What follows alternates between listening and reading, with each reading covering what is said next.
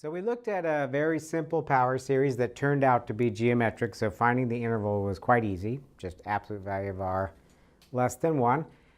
But in general, they won't be, and so we have to have some method that will work in general. And what we'll do is we'll take advantage of several different things. Really, we'll be using all the series techniques that we've seen in the past. Our first step, actually, is going to be looking at not the series itself, but the series of the absolute value of the terms. We're going to try and take advantage of ACT. The reason we want to do that is if you think about using different techniques, a lot of those techniques require positive terms or non-negative terms, and we don't know, right? X is not specified. So think about this. For x is bigger than 5, x minus 5 is positive, and so all the terms are positive. That's great. But if x is less than 5, then it's an alternating series, right? Depending on the power, it's going positive, negative, positive, negative. So we don't want to have to break it into special cases when things are less than 5 or greater than 5. So what we'd like to do is jump to the absolute value. Then we are free to use all of our different techniques. So our first step will be to not look at the original, but to look at the series of the absolute value of the terms. And so n is a natural number, so absolute value really is doing nothing to n there. So I'm going to simplify this a little bit.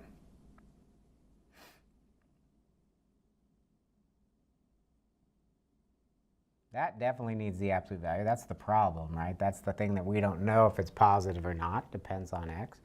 And now we will look at what technique to use. Now notice the term, there could be a zero term, right? It's kind of the trivial case when x is 5, then you've got a bunch of terms that are zeros. But remember, the very first thing we talked about with power series is every power series converges at its center, right? So we can really take x equals 5 off the table. We know it's convergent there. So in terms of everything else, our terms are strictly positive. So we know about this series that our a sub n's are all greater than 0, so long as we're ignoring the center. And we can ignore the center because we already know it converges there. That's a trivial point. So now what to do? Well, the nice thing about power series is typically a root test or ratio test will work at this stage. So we will, depending on the form, one or the other might be used. And in this form, either one would be fine. Root test is a little less writing, so when I can do it, I usually do root test. So remember, root test, we're going to take the limit as n goes to infinity of the nth root of our terms.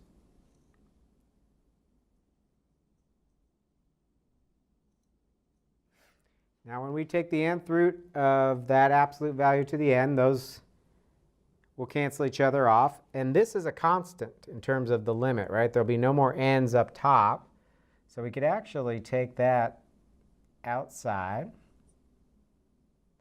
And then all we're looking at really is 1 over the limit as n goes to infinity of the nth root of n.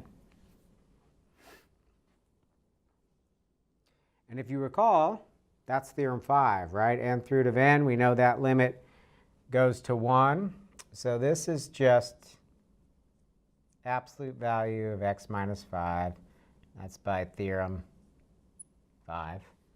OK. Well, we didn't get a number, and we won't get a number because we've got a variable in there. But the question is, when does it converge, right? And we know from ratio or root test, this is what we called our rho, remember? And we want that rho to be less than 1. So let's figure out what that is. We're looking for absolute value of x minus 5 to be less than 1.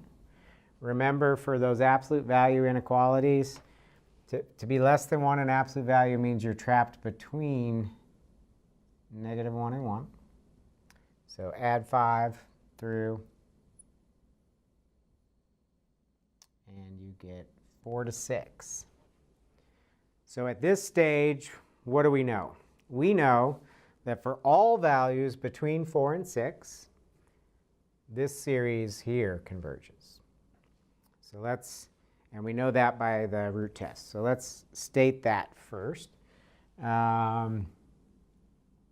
So the series that we were given, or not given, the absolute value of it, excuse me, that series converges for x between 4 and 6 by the root test, right?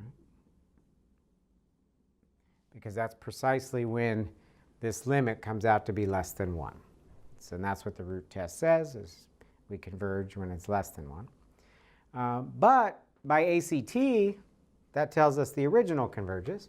So we know our power series converges for x between 4 and 6 by the absolute convergence theorem. Remember, absolute convergence theorem says if the absolute value of the terms, that series converges, then the original does. So, so we've got this interval now. This is sometimes called the interval of convergence. What about other points? Well, what about at 4 and 6, for example? If x is 4 or x is 6, that's when the limit actually equals 1, right? When x is 4, this is 1. When x is 6, this is 1. So if you recall from ratio or root test, that's precisely when this test is inconclusive. So this is not going to tell us anything about 4 and 6. So let's go ahead and just inspect the series at those endpoints directly. So let's just go back and see what kind of series we have at 4 and 6. So when x is 4,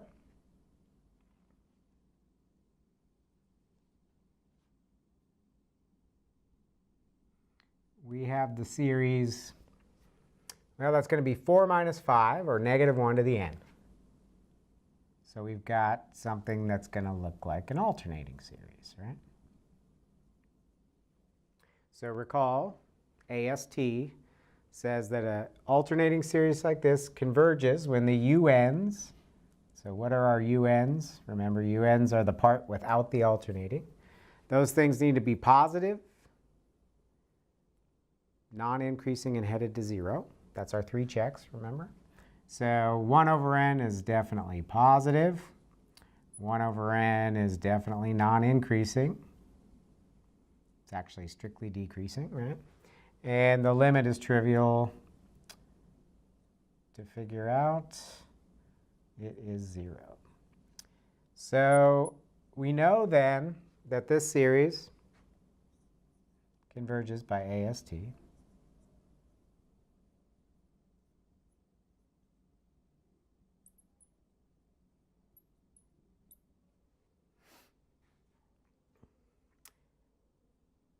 So we've got what? We know we're converging between 4 and 6. We also know we're converging for 4, so that's going to be included in the list of values in our domain, if you like, of this function. What about the other endpoint? What about at x equals 6?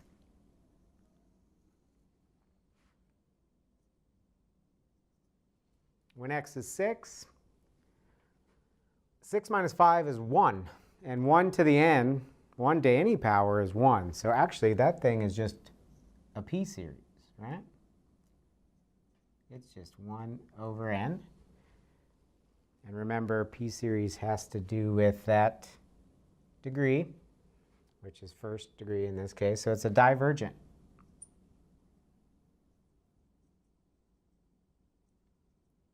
P is 1, which is less than or equal to 1.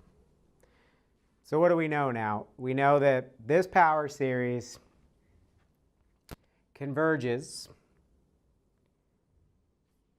inside this interval at 4 but not at 6. So I'll write it up here. Say this series converges for 4 included, 6 excluded, like that, right? Now, in these problems, you're also going to be asked if there's any conditional convergence. And let's think about where there could possibly be conditional convergence. In between 4 and 6, the convergence is actually absolute, right? Because we took the absolute value and we found that the series converged for 4 to 6. So we actually know that in between 4 and 6, all the convergence is absolute. So right here, when we made this claim that the series converges for x between 4 and 6 by ACT, we could have been even more specific there, right? We could have said it converges absolutely. So there's no worry about conditional in between. So the only place conditional convergence could happen is at those endpoints. Well, it doesn't even converge at 6, so that's off the table. So the only possible point where we could have conditional is at 4, because that's not inside the interval, it's on the endpoint, and it is convergent. So let's check it. Is this convergence absolute or conditional? So remember, conditional means that the series converges, but when you take its absolute value, it diverges. Well, what happens if you take the absolute value there? Well, that's going to kill that alternating bit, and you're going to have this series down here, this p series, which we already argued is divergent. So we know that at x equal 4, the series converges, but the absolute value diverges. So we have conditional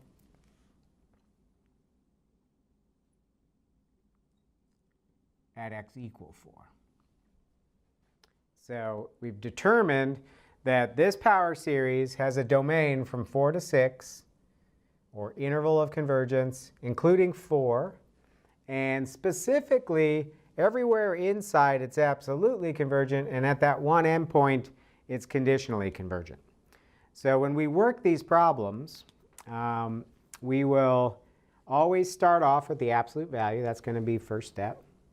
Then we're going to apply either the ratio or root test, and that's going to lead to some interval. And then from there, we will check the endpoints to see if we're convergent there or not. Also, I believe the text will ask you for the radius of convergence. And all we mean by the radius of an interval is just half the distance across. So for example, here, that interval goes from 4 to 6. So that's 2 units across. You could think of that as the diameter. So halfway across is a length of 1. We usually use a capital R for that. So if you wanted to include the radius of convergence as well, the radius of that interval from 4 to 6 is a distance of 1. Now, there is one thing that I'm completely glossing over here, and that is, what about out beyond 4 and 6? So what if we were less than 4 or bigger than 6? Well, there's a bit of a question mark, because that's when this thing will come out divergent, right? If x is less than 4 or bigger than 6, this limit comes out to be greater than 1, right? We set this less than 1 to get that interval. Outside that interval is where it's greater than 1. Well, all that tells you is the absolute value diverges. And remember, knowing that the absolute value diverges does not necessarily tell you that the original diverges. But thankfully, for power series, specifically for power series, their interval of convergence cannot extend beyond what we checked. So that absolute interval gives you everything except for possibly the endpoints. We need a theorem to really be rigorous about that, and we'll introduce that theorem later. But for now, just realize that once you get this interval, and once you check the endpoints, you're done. You don't have to continue on out past that interval that you have. So we really have a complete analysis of this power series. but we do need a theorem to show us why we don't have to worry about the rest of the real line. So here we ended up with an actual finite interval. There's two extremes that can happen in power series, and we'll look at examples of both of those. One is that your interval of convergence is everything. So no matter what x is, the power series converges. So then your interval is just all real numbers. Or the other extreme is it never converges except for that trivial case of the center. So we'll look at examples of both of those. One where the interval of convergence is everything, and one where the interval of convergence is just the center, just a single point of convergence. And we'll look at those next time.